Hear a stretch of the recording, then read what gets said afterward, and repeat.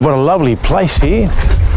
Beautiful. In this spot here under the trees and with a fire, I can see how you can get totally enthralled by this. I mean, you guys do this every morning? Yeah, that's great. It's a good start of the day. Thanks for having me, guys. I know that time is the most precious thing we have because we run out eventually. And there was a politician, the president of Uruguay, that's where I was born, in Uruguay, which is a very small country in South America. It's actually the smallest country. There's only 3 million people, but it has a very high literacy rate. So because it's small, it's easier to control, unlike other bigger third world countries. So, and he always used to go to the United Nations in thongs, lived in a little shack, gave away 90% of his salary back to the people. He did 13 years in jail, this guy, in the 70s because of his political ideals. He thought that Uruguay and the Uruguay people deserved more, and he fought against the regime at the time, and of course they locked him up. When he came out, he became a politician. He was voted in. So it's an amazing story, and he talks about the time he did in jail. It was very tough jail time in South America. You can imagine in the 70s, especially for political issues. And so he would talk to cockroaches just to make sure he maintained his mind alive. Very, very smart man. His name's Jose Mujica. And even rock stars used to go and visit him because he was so eccentric. He would just say what he had to say. Not those politicians that say things in order to get voted. He was beyond that. So very, very smart man. But I remember one of the sayings he said was that the most precious thing we have is time. And unlike everything else, when you run out, you can't go to the shops and buy more time. So having said that, I appreciate the time that you've given me because it's very important. It's what you have. You're never going to get back this hour in your life. So I'm going to try to make it the best possible for you. And starting with that, is any questions that you guys would like to ask first before we kick off? I'm a psychologist. So I've studied here, my university. I finished high school back in Uruguay. My parents came here when I was 3, 1970. So that makes me 54. Then we went back in 1980, finished high school. So I picked up the Spanish, the language, and I was very interested in the history, as I just explained a little bit of it. And I came back in 1986, and I go back regularly. I got a lot of family, friends over there. And today with these wonderful apps like WhatsApp and that, I can keep in contact with them. So it's quite different to when I was a young man in the 80s trying to keep in contact with people. So we've got that ability today. And then I studied here, university. I come from a working class family. My parents themselves left Uruguay because of political issues in 1970. In South America, there was a lot of problems in the 70s because of the Cold War, the communists versus the capitalists. So what happened is that there's a small country called Cuba. It's an island in the Caribbean. They became communist with the support of the Soviet Union. And the United States was worried that the rest of South America was going to do the same. So they put military governments in there to control people. That's where this guy Mujica came in and fought against that, was jailed and so forth. And so my parents escaped that, and Australia opened its doors. My father worked here, but always from zero, probably from negative, I suppose. And I always appreciated what Australia has done for my family. And when I came back in 86, again, we started from zero. And I was working in factories, construction, whatever I had to do. And I did a few courses. I did one on panel beating, one on spray painting. I didn't know where to go. I was 18 in 1985. When I was about 21, I was quite fortunate that somebody said to me, why don't you just do your HSC? I hadn't even finished my HSC. So I went to TAFE, finished my HSC at night while I was working in a factory. And that was the hardest thing I ever did.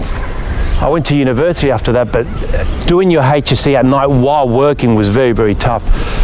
And then I was very fortunate to get into university, to tell the truth, because it was a time where they were accepting a lot of psychology students. It was very fashionable psychology, the study of behavior, the study of the human mind and so forth. And so I got in and I loved it. I know, yep, this is for me. And so I finished my career. I registered and I've been working as a private psychologist for about 25 years now. I have my practice in Sydney and up here. My hobby is basically, I like reading about philosophy. I love anthropology, which is the study of cultures and so forth. And I've been very fortunate to travel a lot, mostly backpacking and roughing it out when I was younger. So I've been exposed to many different types of cultures. I've been very fortunate to travel around Australia to all the territories and the states. And I've met wonderful people all around my travels. And one thing I know as a psychologist, but also through just my travels, is that there's no difference between us. I mean, it's very, very minimal. You go to Russia, you go to Argentina, you go to China, anywhere in Australia, you go to somewhere in Asia, Africa, and you find that the differences are quite shocking sometimes at the start, because people do things, they talk differently. But in the end, when you get to know them, pretty much the same. They have the same fears of life. They have the same concerns for their children, that they want enough for them to be educated, for them to eat. They have the same uncertainty of what happens after death, and they still want to be loved. They still want to have enough food to put on the table for their family. And 99.9% of it, we're very, very similar. That's what I've noticed anyway. And that's why it's great to travel and to talk to people, because despite people having different histories, and all of you have different histories, you've made good decisions and you made bad decisions. So have I. But those decisions don't make us. It's how we relate to others that really make us, and how we recover from those bad decisions that really make and define a person.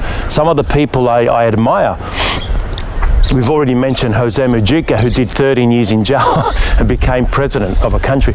But there's been many others that have made bad decisions in their life, sometimes because of themselves and sometimes forced upon them, and were able to better themselves and become good people in the sense of participating and helping others. Because in the end, that's what we do.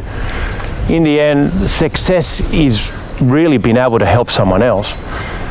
That's why we have philanthropists.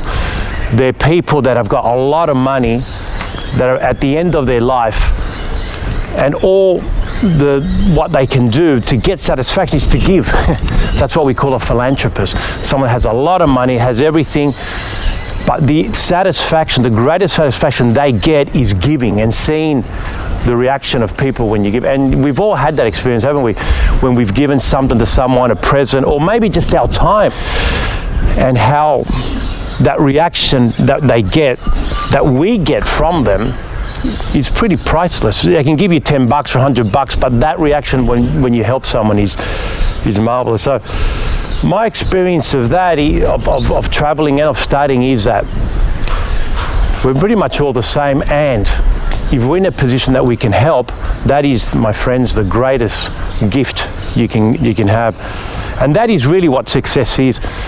Unfortunately, in the Western world, we measure success in a distorted way. How much property we have, how much money we have, what nice clothes we have, and so forth. But really, we know this. We know this because of history as well.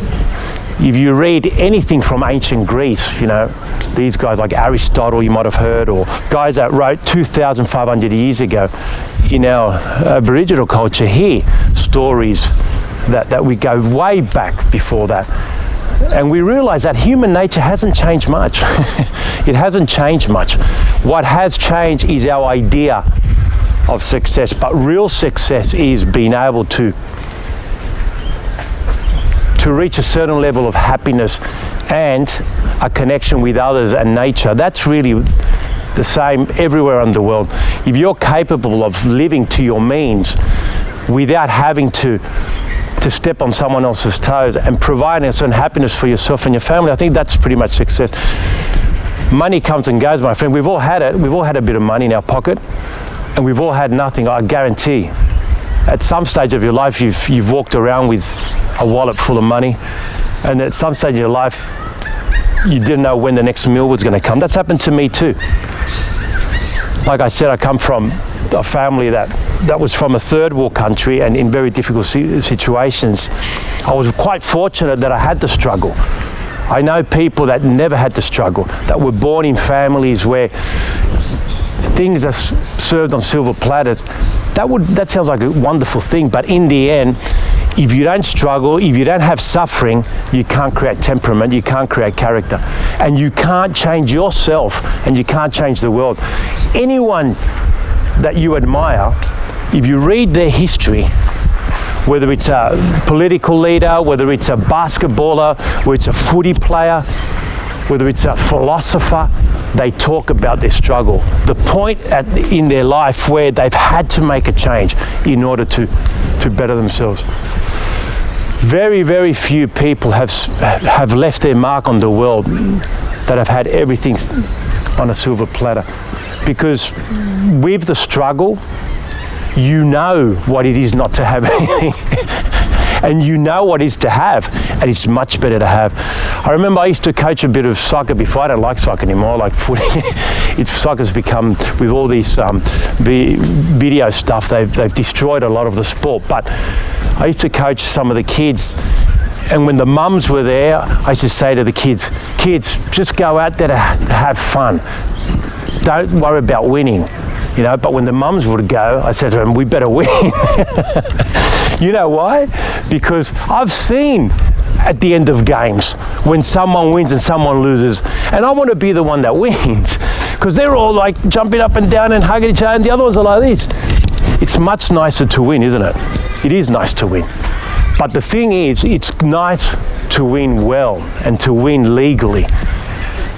And to win because you haven't stepped on someone else's toes, That's when you win. If you're in a footy team and you get a penalty that wasn't, you're drawn and then you're kicked right in front and you win by 2 points. Yeah, you've won, but, it's sour. You haven't really won, have you? Yeah. And in life, it's the same.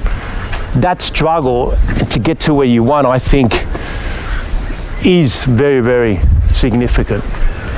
We would love to wake up in the morning and see that Bitcoin has gone up and you've just bought some, or your lottery ticket has come out. That would be wonderful, I suppose, but you know what? It's not going to make you any happier. It will for a little bit, but in the end, because you haven't had to work for it and struggle, you don't appreciate what you have. And so you guys are in a position that you can appreciate what you haven't had and what you've had.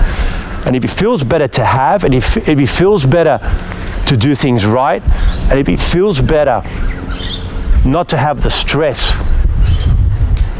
of things on top of you, whether it's family issues, legal issues, addiction, or any other form of stresses that this modern society has out there for us to tap into if we wish.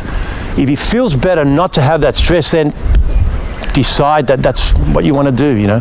The brain is very easily convinced one way or the other. You can convince yourself to do one thing or not do it very, very easily. All right, any questions up to there?